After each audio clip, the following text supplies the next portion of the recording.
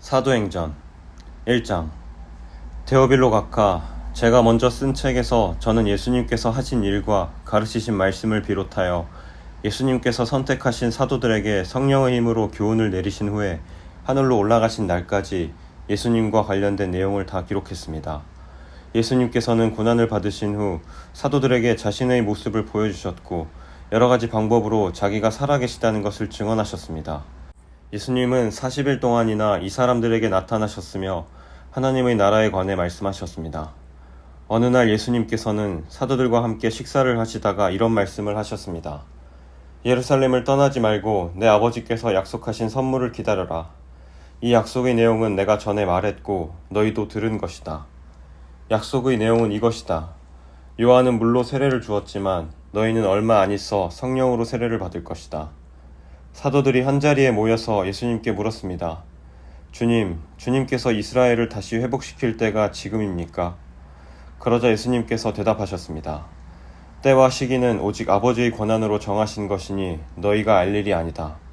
다만 성령이 너희에게 오시면 너희는 권능을 받아 예루살렘과 온 유대와 사마리아와 그리고 땅끝까지 가서 내 증인이 될 것이다. 예수님께서는 이 말씀을 하신 뒤에 그들이 보는 앞에서 하늘로 올라가셨습니다. 그가 올라가시는 모습은 구름에 가려 보이지 않았습니다. 예수님께서 올라가실 때 그들은 하늘만 쳐다보고 있었습니다. 그런데 갑자기 흰옷을 입은 두 사람이 나타나 그들 곁에 섰습니다. 두 사람은 그들을 향해 갈릴리 사람들이여 왜 여기 서서 하늘을 쳐다보십니까? 여러분을 떠나 하늘로 올라가신 이 예수님께서는 여러분이 본 그대로 다시 오실 것입니다. 라고 말했습니다. 그런 뒤에 사도들은 올리브산을 떠나 예루살렘으로 돌아갔습니다. 올리브산은 예루살렘에서 가까워 안식일에도 걸어갈 수 있는 거리였습니다. 그들은 예루살렘에 들어와서 그들이 묵고 있던 다락방으로 올라갔습니다. 다락방에 모인 사람들은 베드로와 요한, 야고보와 안드레, 빌립과 도마, 바돌로메와 마테, 알페오의 아들 야고보와 열심당원 시몬, 그리고 야고보의 아들 유다였습니다. 이 사람들은 여자들과 예수님의 어머니 마리아와 예수님의 동생들과 함께 꾸준히 한마음으로 기도하였습니다. 며칠 후 약 120명쯤 되는 신자들이 한자리에 모였습니다. 베드로가 자리에서 일어나 말했습니다. 형제 여러분, 성령께서 다윗을 통해 유다에 관해 말씀하신 것 중에 유다가 예수님을 잡아간 사람들의 앞잡이가 될 것이라고 예언한 성경 말씀이 이루어졌습니다. 유다는 우리와 행동을 같이 했던 사람이며 우리처럼 사도직을 맡았던 사람이었습니다. 유다는 의롭지 못한 행동을 한 대가로 받은 돈으로 밭을 샀습니다. 그리고 바로 이 밭에서 거꾸로 떨어져 배가 터지고 창자가 밖으로 나온 채 죽었습니다. 예루살렘에 사는 사람이라면 누구나 이 소문을 들어 알고 있습니다.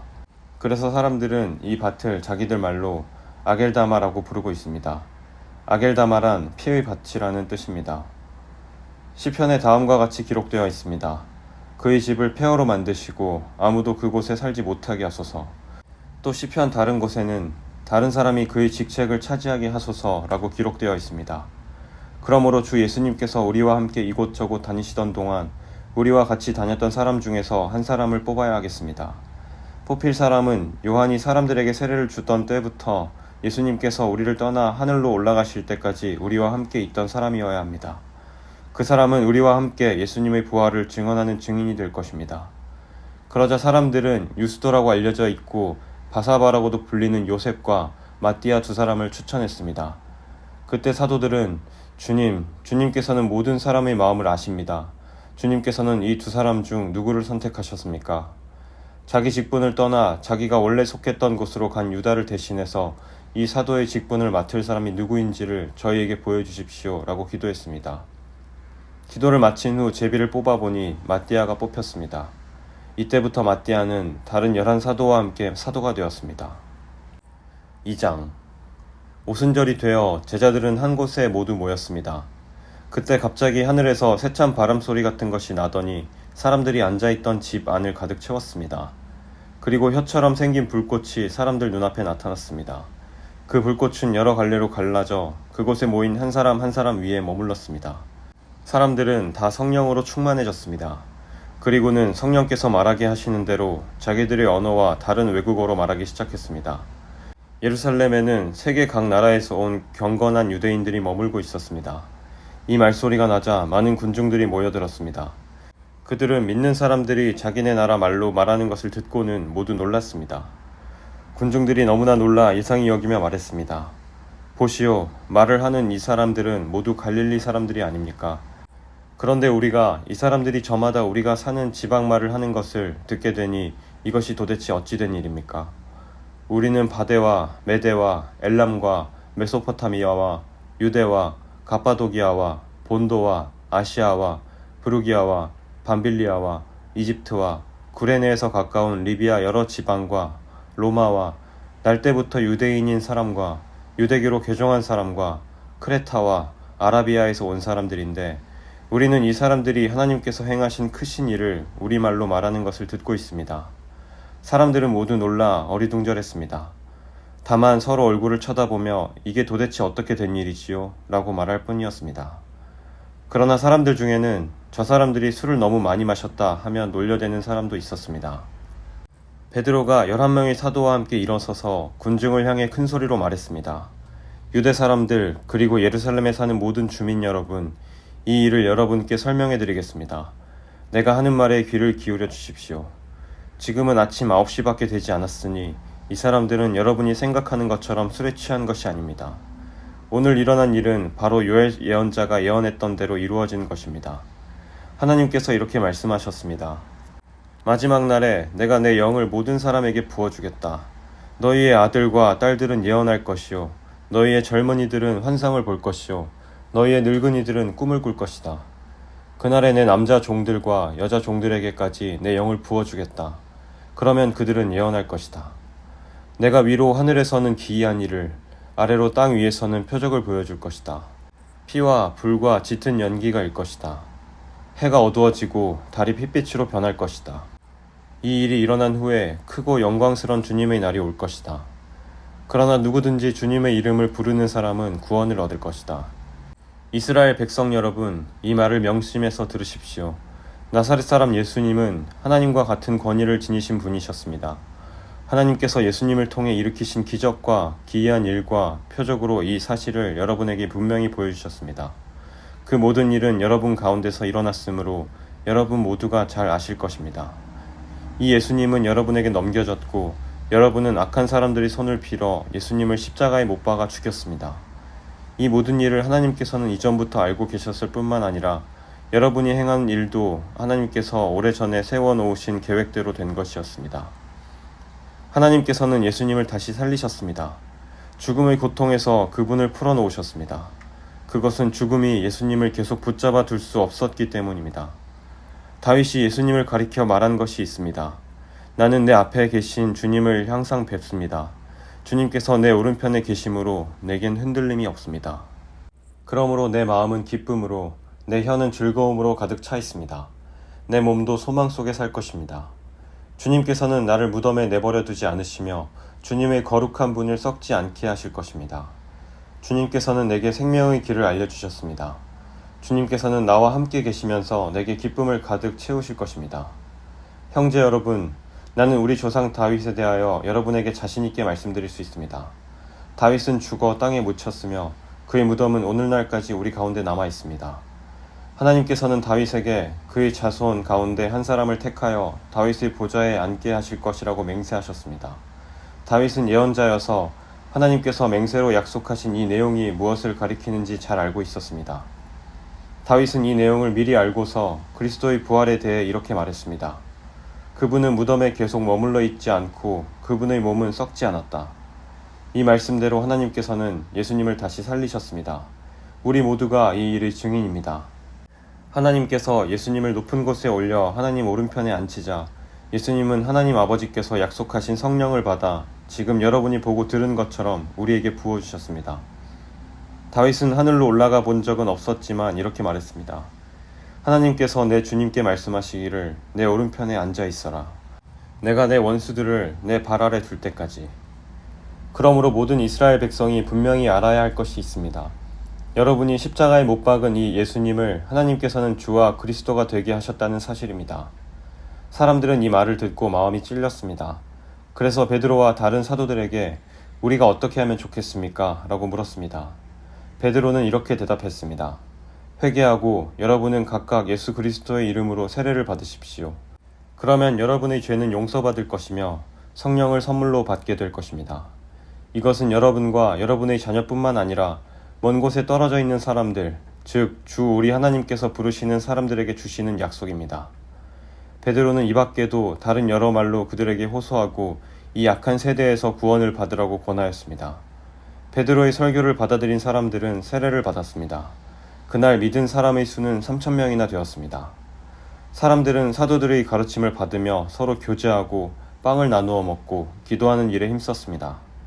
사도들을 통해 많은 기적과 표적이 나타났습니다. 그러자 모든 사람들에게 두려운 마음이 생겼습니다. 믿는 사람들은 다 함께 모여 모든 물건을 공동으로 사용하며 살아갔습니다. 그들은 재산과 모든 소유를 팔아서 필요한 사람들에게 나누어 주었습니다. 그들은 날마다 한마음으로 성전 뜰에 모였습니다. 그리고 집집마다 돌아가며 함께 모여 기쁘고 순수한 마음으로 식사를 같이 하였습니다.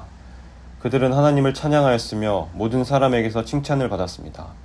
주님께서는 구원받는 사람을 날마다 늘어나게 하셨습니다. 3장. 어느 날 오후 3시 기도하는 시간이 되어 베드로와 요한이 성전으로 올라가고 있었습니다. 성전 문에는 태어날 때부터 걷지 못하는 사람이 앉아 있었습니다. 사람들이 그 사람을 날마다 메고 와서 아름다운 문이라고 부르는 성전 문에 앉혀놓고 성전에 들어가는 사람들에게 구걸을 하게 하였습니다. 베드로와 요한이 막 성전으로 들어가려는 것을 보고 걷지 못하는 사람은 그들에게 구걸을 하였습니다. 베드로는 요한과 함께 그 사람을 눈여겨본 후에 우리를 보시오 라고 말했습니다. 그 걷지 못하는 사람은 무언가 얻을 것을 기대하면서 두 사람을 쳐다보았습니다. 그러나 베드로는 이런 말을 하였습니다. 은과 금은 내게 없으나 내게 있는 것을 당신에게 주겠소. 나사렛 예수 그리스도의 이름으로 일어나 걸으시오. 이 말을 하면서 베드로는 그 사람의 오른손을 잡아 일으켜 세웠습니다. 그러자 그 사람의 다리와 발목에 힘이 생겼습니다. 그 걷지 못하던 사람이 벌떡 일어나 걷기 시작하였습니다. 그는 두 사람과 함께 성전으로 들어가 걷기도 하고 껑충껑충 뛰기도 하며 하나님을 찬양하였습니다. 모든 사람이 걷지 못하던 사람이 걸어다니는 것과 하나님을 찬양하는 것을 보았습니다. 사람들은 그가 전부터 성전의 아름다운 문에 앉아 구걸하던 바로 그 사람이라는 것을 알고서 눈앞에서 벌어진 이 일로 인해 크게 놀라며 이상하게 생각했습니다. 그 사람은 베드로와 요한을 꼭 붙들고는 놓아주질 않았습니다. 사람들이 모두 놀라 베드로와 요한을 보러 솔로몬 행각이라고 부르는 곳으로 몰려들었습니다. 베드로가 이 사람들을 보고 말했습니다. 이스라엘 백성 여러분, 왜 이 일로 놀라십니까? 왜 그런 눈으로 우리를 보고 계십니까? 우리의 능력이나 우리의 경건함 때문에 이 사람이 걸을 수 있게 되었다고 생각하십니까? 우리 조상의 하나님이신 아브라함과 이삭과 야곱의 하나님께서 그분의 종이신 예수님을 영화롭게 하셨습니다. 여러분은 예수님을 넘겨주어 죽게 했습니다. 빌라도가 그분을 풀어주자고 선고했을 때도 여러분은 빌라도 앞에서 그분을 부인했습니다. 여러분은 거룩하고 의로우신 예수님을 풀어주는 것을 반대하고 그 대신 살인자를 풀어달라고 요구했습니다. 마침내 여러분은 생명의 주님을 죽였습니다. 하지만 하나님께서는 그분을 죽은 자들 가운데서 살리셨습니다. 우리는 이 일의 증인입니다. 예수님의 이름을 믿는 믿음 때문에 여러분이 보고 아는 이 사람이 건강하게 되었습니다. 여러분 모두가 보시다시피 예수님의 이름과 그분을 믿는 믿음으로 이 사람이 완전히 치료를 받은 것입니다. 형제 여러분, 저는 여러분들이 여러분의 지도자들처럼 예수님이 어떤 분이신지 잘 알지 못하여 이런 일을 행했다는 것을 압니다. 하지만 하나님께서는 모든 예언자들을 통해 그리스도께서 고난을 당하실 것이라고 미리 말씀하셨던 것을 이렇게 이루셨습니다. 그러므로 여러분은 회개하고 하나님께로 돌아오십시오. 그리하면 여러분의 죄는 씻음받을 것입니다. 주님께서 주시는 새로운 때가 올 것입니다. 또 주님께서 여러분을 위해 미리 정하신 그리스도 예수를 보내주실 것입니다. 예수님은 하나님께서 오래전부터 그의 거룩한 예언자들을 통해 약속하신 대로 모든 것을 원래의 모습대로 회복시킬 때까지 하늘에 머물러 계셔야 합니다. 모세가 전에 이런 말을 하였습니다. 너희 주 하나님께서 너희 형제들 중에서 나와 같은 예언자 한 사람을 세우실 것이다. 너희는 무엇이든 그분이 하시는 말씀에 귀를 기울여야 한다. 누구든지 그분의 말을 듣지 않는 사람은 하나님의 백성 가운데서 끊어질 것이다. 사무엘을 비롯하여 그의 뒤를 이어 하나님의 말씀을 전한 모든 예언자들이 이 시대에 대해 예언하였습니다. 여러분은 예언자들의 후손이며 하나님께서 여러분의 조상과 맺으신 언약의 후손들입니다. 하나님께서는 아브라함에게 이런 말씀을 하셨습니다. 내 자손으로 말미암아 땅에 있는 모든 민족이 복을 받을 것이다. 하나님께서 하나님의 종을 세우셔서 여러분 한 사람 한 사람을 악한 길에서 돌이키게 하시고 복을 주시려고 그분을 먼저 여러분에게 보내셨습니다.